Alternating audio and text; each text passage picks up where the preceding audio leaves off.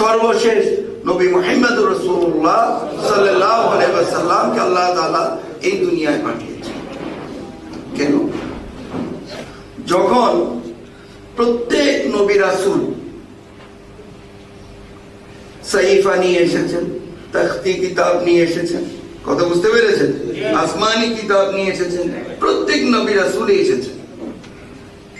কিন্তু কালের বর্তমানে বিবর্তনে, যুগের বিবর্তনে ধীরে ধীরে তৎকালীন মানুষ আল্লাহর একত্ববাদ ভুলে গিয়েছে। নবী মুহাম্মদুর রাসূলুল্লাহ সাল্লাল্লাহু আলাইহি ওয়াসাল্লামের পূর্বের কথা মানুষ ভুলে গেল। মানুষ এক আল্লাহর কথা ভুলে তারা সূর্যের উপাসনা শুরু করলো, চন্দ্রের উপাসনা শুরু করলো, আগুনের উপাসনা শুরু করলো, নিজেরা পুতুল বানিয়েছে, পুতুলের উপাসনা শুরু করলো, কিন্তু আল্লাহকে তারা ভুলে গেল।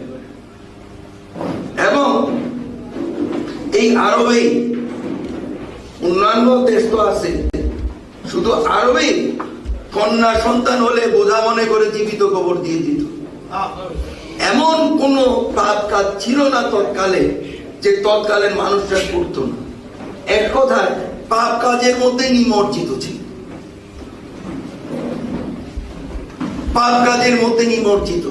তখন আলোর দিশারি হিসেবে, আল্লাহ মুখী করার জন্য ইনসানকে আলোর দিশারি হিসেবে নবী মুহাম্মদুর রাসূলুল্লাহ সাল্লাল্লাহু আলাইহি ওয়াসাল্লামকে আল্লাহ তাআলা এই পৃথিবীর জমিনে পাঠিয়েছেন।